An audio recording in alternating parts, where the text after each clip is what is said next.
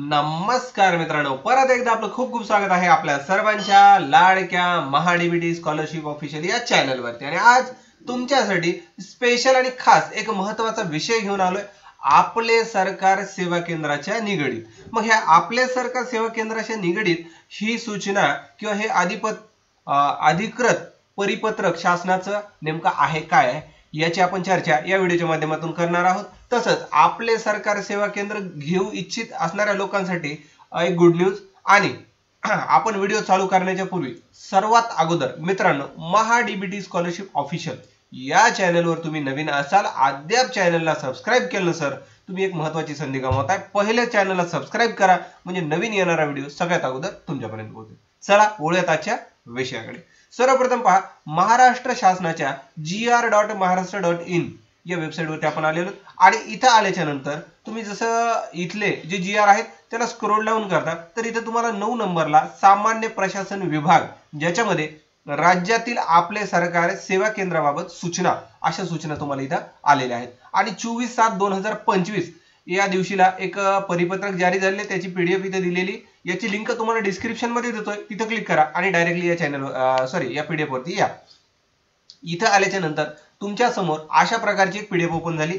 याच्यामध्ये तुम्हाला clear cut दिलेला आहे की हे महाराष्ट्र शासन सामान्य प्रशासन विभागाचे एक परिपत्रक आहे, ज्याच्यामध्ये की हे 24 जुलै 25 या रोजी प्रकाशित झाले। आणि त्याच्यामध्ये महत्त्वाचा विषय आहे की आपले सरकार सेवा केंद्र जे असतात त्यांच्यासाठी काही सूचना जारी केलेल्या आहेत। त्या सूचना कुठल्या, आता बघा हे आपले सरकार सेवा केंद्र जे आहे तर 17 मार्च 2025 च्या नुसार आपले सरकार सेवा केंद्राची संख्या दुप्पट करायची आहे, असं कोण म्हणतंय? हे महाराष्ट्र शासनाचा अधिकृत परिपत्रक म्हणतंय। म्हणजे ज्यांना आपले सरकार सेवा केंद्र नाही त्यांच्यासाठी सुद्धा ही एक चांगली बाब आहे की याचे आपले सरकार सेवा केंद्र वाढवण्यासाठी एक चालना मिळत आहे। याच्यामध्ये पहा 2 नंबर, सेवेच्या दरात वाढ करण्यासाठी, म्हणजे सेवेचा जे दर होता अगोदर उत्पन्न डोमासाईल यांच्यासाठी गव्हर्नमेंटची जी आकारली जाणारे चलन होतं, फीस होती, ही वाढली। याच्यामध्ये वाढ करण्यासाठी आणि घरपोच सेवा देण्यासाठी मान्यता देण्यात आली आहे। तर घरपोच सुद्धा सेवा देण्यात येणार आहे असं इथून यांना सांगितलेलं आहे परिपत्रकामध्ये। आता याच्यामध्ये बघा, आपले सरकार सेवा केंद्राच्या अनुषंगाने महालेखापाल, भारताचे नियंत्रक आणि लेखा परीक्षक कार्यालय यांना काय केलं माहिती का, की आपल्या सरकारची जी कामगिरी याच्यामध्ये काही त्रुटी उपस्थित केल्या, त्यांना याच्यामध्ये काही त्रुटी दिसून आल्या की हे अशा पद्धतीनं चालायला पाहिजे होतं आणि अशा पद्धतीनं चलत नाही असं त्यांना सांगितलेलं आहे। तर त्यासाठीच हे एक परिपत्रक निर्गमित करण्यात आलेलं आहे। तर हे परिपत्रक नेमकं आहे काय पहा, याच्यामध्ये त्यांना ज्या सूचना दिल्यात त्याच्यासाठी त्यांना सांगितलंय की आपले सरकार सेवा केंद्र वर्षामध्ये किती काम करते त्याच्यानुसार त्याचा एक गुणवत्ता निर्धारण जिल्हाधिकारी करणार आहेत आणि त्याची सुनिश्चिती करून योग्य सुधारणात्मक उपाय त्याच्यामध्ये योजणार आहेत। आता उपाय म्हणजे याच्यामध्ये कुठल्या गोष्टी सॉर्ट आउट करायच्यात, कुठल्या गोष्टी वाढवायच्या किंवा कुठल्या गोष्टीचा दर्जा सुधारायचा हे ठरवणार कोण? जिल्हाधिकारी ठरवणार आहे, असं यांना या परिपत्रकात म्हणलेलं आहे। आता याच्यामध्ये बघा की 19/1/2018चा जो शासन निर्णय होता त्यानुसार जिल्हाधिकाऱ्याचे कर्तव्य आणि जबाबदाऱ्या विहित केल्या होत्या। म्हणजे जिल्हाधिकाऱ्यांनी कुठले काम करायचे आणि हे त्यांना मॅन्डेटरी आहे, त्यांचं कर्तव्य आहे, जबाबदारी आहे, हे त्याच्यामध्ये सांगितलं होतं। कधी? 19/1/2018 मध्ये।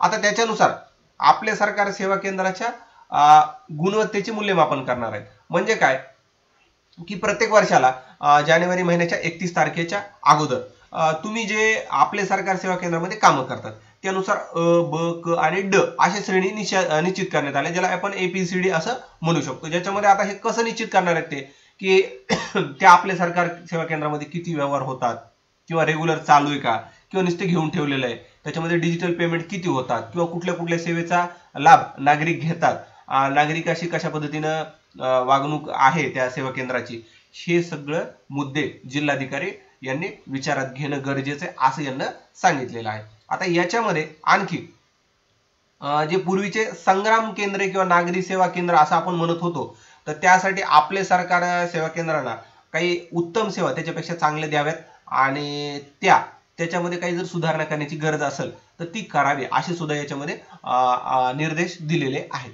याच्यामध्ये बघा की नागरिकांना उत्तम सेवा मिळण्यासाठी सकारात्मक आणि सुधारात्मक जे आहेत त्या गोष्टी याच्यामध्ये होणं गरजेचं आहे असं यांना सांगितलंय। अशा पद्धतीचं हे एक आपले सरकार सेवा केंद्रासाठीच अधिकृत जी आर आपण काढलेला आहे. तर याच्यामध्ये महत्त्वाच्या 2 गोष्टी लक्षात घ्या की आपले सरकार सेवा केंद्रामध्ये व्यवस्थित तुमचे कामं पार पाडा, व्यवस्थित सगळ्या गोष्टी करा, म्हणजे तुम्हाला ABCD पैकी A हा रँक मिळेल, म्हणजे तुमचं आपले सरकार सेवा केंद्र कायम राहील. आणि जसं D मध्ये जाताल तसं तुमचं आपले सरकार सेवा केंद्र बंद होण्याचे चान्सेस वाढतात. आता तुम्हाला मी व्हिडिओच्या सुरुवातीला सांगितलं होतं की ज्यांना नवीन आपले सरकार सेवा केंद्र घ्यायचंय त्यांच्यासाठी एक गुड न्यूज आहे. आता ती गुड न्यूज कुठली सांगतो बघा. आपल्या सरकार सेवा केंद्रासाठी त्याची संख्या दुप्पट करणार आहे असं गव्हर्नमेंटने सांगितलेलं आहे. आणि हो, आता एक नवीन मी सरकार सेवा केंद्र लवकरच आपण एक कन्सेप्ट घेऊन येणार आहे. या मी सेवा केंद्रामध्ये सुद्धा तुम्हाला जर काही सर्व्हिसेसला अप्लाय करायचं असेल तर त्या सेवा केंद्रामध्ये तुम्ही अप्लाय करू शकता. आणि जर तुम्ही ह्या मी सेवा केंद्रासाठी पात्र म्हणण्यापेक्षा तुम्ही जर इच्छुक असाल तर तुम्ही मला नक्कीच मी सेवा केंद्र किंवा मी आपले सरकार सेवा असं मला कमेंट करून सांगायला विसरू नका. धन्यवाद मित्रांनो. या व्हिडिओमध्ये एवढीच माहिती. भेटूया नवीन एका व्हिडिओमध्ये.